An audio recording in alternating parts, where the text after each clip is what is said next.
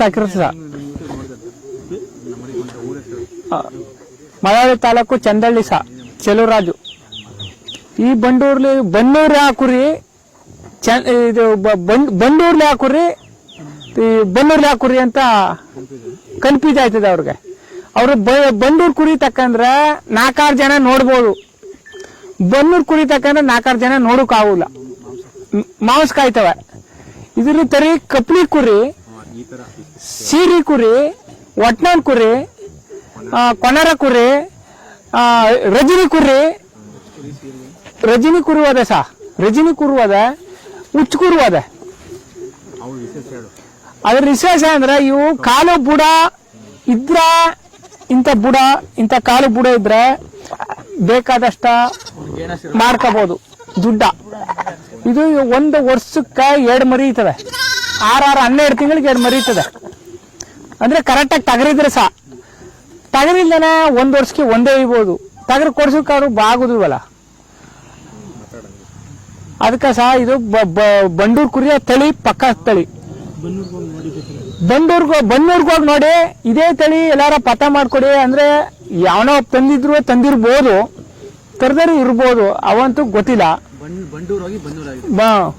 ಬಂಡೂರಾಗಿ ಬನ್ನೂರಾಗಿರು ಇದು ಕಪ್ಲಿ ಕುರಿದ್ ಮಾತ್ರ ಪ್ಯೂರ್ ಬರ್ತದೆ ಕರ್ಗಿ ಕುರಿದು ಪ್ಯೂರ್ ಬರ್ತದೆ. ಹುಚ್ಚ ಕುರಿದು ಒಂದ್ ದಾರ ಎಡತ್ರ ಆಯ್ತದೆ, ನೆಗಿಗ್ ಚಂದ ಅದು ರಜನಿ ಕುರಿ ಮಾತ್ರ ಇದಕ್ಕಿಂತಲೂ ಪ್ಯೂರ್, ಎಲ್ಲಕ್ಕಿಂತಲೂ ಪ್ಯೂರ್ ರಜನಿ ಕುರಿ.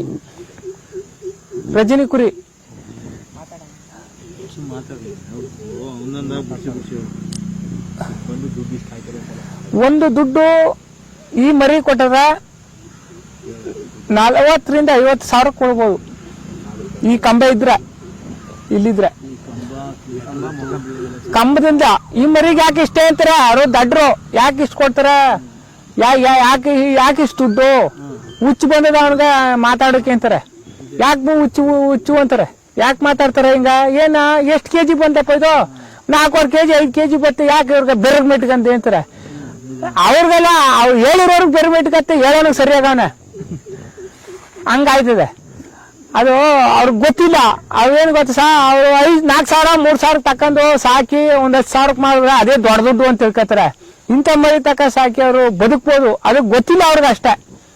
ರೈತರಿಗ ಯಾಕೆ ಅಷ್ಟು ದುಡ್ಡು ಕೊಟ್ಟೆ ಅಂತ ಗಂಡನ ಬೈದು, ಯಾಕೆ ಇಷ್ಟು ಮರಿ ಕೊಟ್ಟಿದ್ಯಾ, ಯಾಕೆ ಇದೆಯಾ 20,000 ಕೊಟ್ಟು ಮರಿತಾ ಇದೆಯಾ, 30,000 ಕೊಟ್ಬಿಟ್ಟು ಹೊಕ್ಕತನ ತಿರ್ಸ್ತಿ ಅಂತಾಳೆ. ಅವ್ಳಿಗೆ ಗೊತ್ತಿಲ್ಲ. ಅವ್ಳಿಗೇನ್ ಗೊತ್ತು? ಲಕ್ಷಾಂತರ ರೂಪಾಯಿ ಬಂಡವಾಳ ಹಾಕಿ ತಕೊಬಂದು ಸಾಕಿದ್ರೆ ಬೇಕಾದಷ್ಟು ದುಡ್ಡು ಮಾಡ್ಬೋದು. ನಾನು ಬರೀ 7,000 ಹಾಕಿದ್ದು ಇಷ್ಟಕ್ಕೆ, ಈ ನೆರಗೆ 4 ಲಕ್ಷಕ್ಕೆ ಬಂದಾನೆ.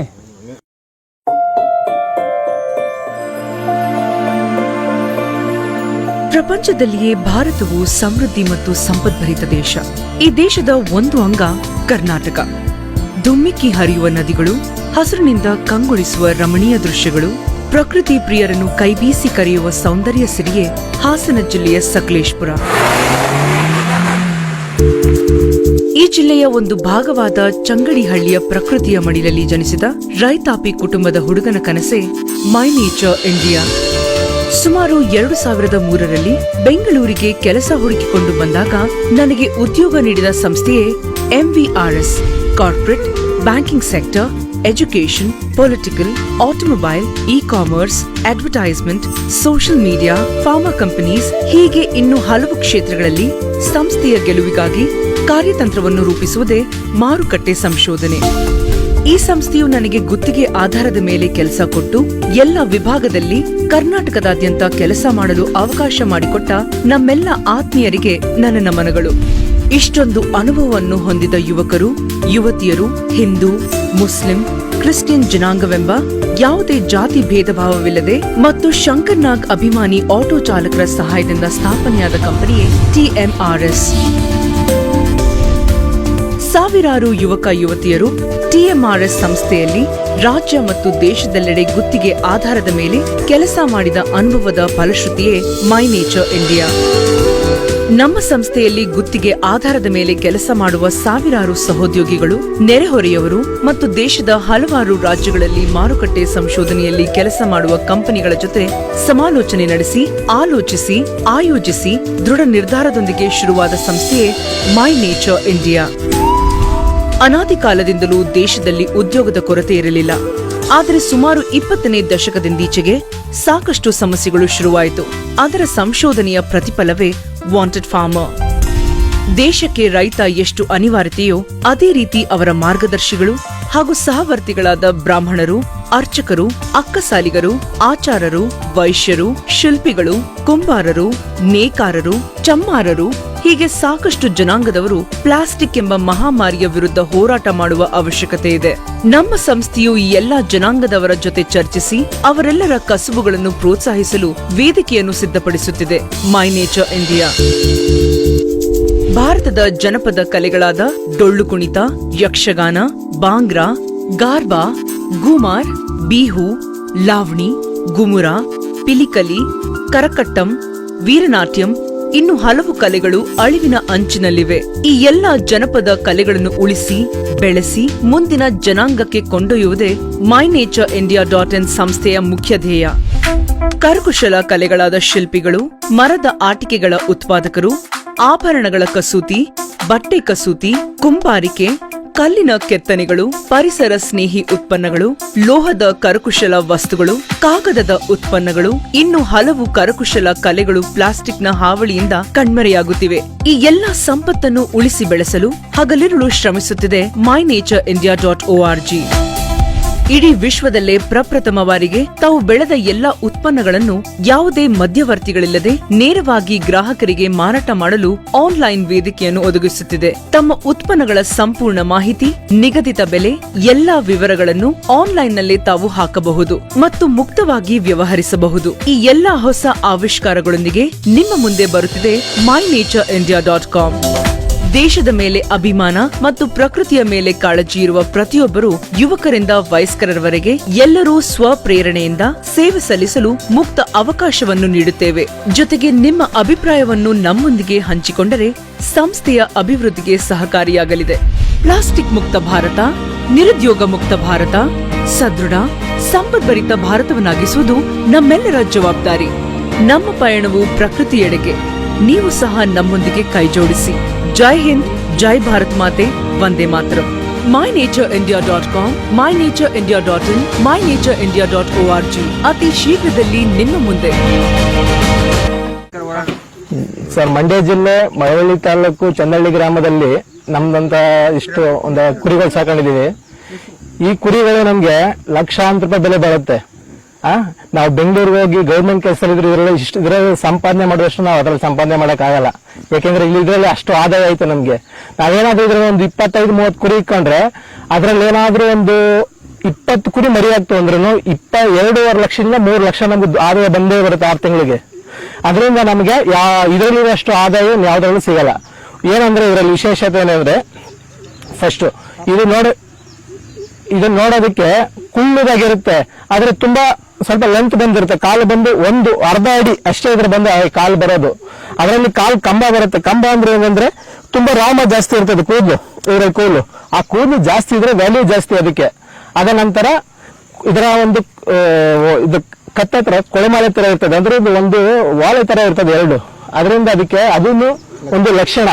ಒಂದು ತಲೆ ಇರುತ್ತೆ, ಇದು ತಲೆ ನೋಡೋದಕ್ಕೆ ಜಿಂಕೆ ತರ ಇರುತ್ತೆ, ಇದು ತಲೆ ಬೀಡೆ ನೋಡೋದಕ್ಕೆ. ಓಕೆನಾ? ಅದಾದ ನಂತರ ಇದರಲ್ಲಿ ಕೆಲವೊಂದಷ್ಟು ಜಾತಿಗಳು ಬರ್ತವೆ. ಕಪಿನಿ ಕುರಿ, ಕೊನ್ನರೆ ಕುರಿ, ಉಚ್ಚ ಕುರಿ, ಸೀಲ್ ಗುರಿ, ಕರಿಗುರಿ ಅಂತ ಬರುತ್ತೆ. ಬಟ್ ನೋಡೋದಕ್ಕೆ ಎಲ್ಲ ಒಂದೇ ತರ ಇರ್ತದೆ. ಬಟ್ ಅವಾಗಿಂದ ಉಟ್ಕೊಂಡ್ ಬಂದಿರೋ, ಬಟ್ ನಮಗೂ ಗೊತ್ತಿಲ್ಲ ಏನು ಹೆಂಗ್ ಉಟ್ಕೊಂಡ್ ಬತ್ತು ಅಂತ. ಬಟ್ ಅವಾಗಿಂದ ಉಟ್ಕೊಂಡ್ ಬಂದೈತಿ ಈ ಜಾತಿ ಕುರಿ.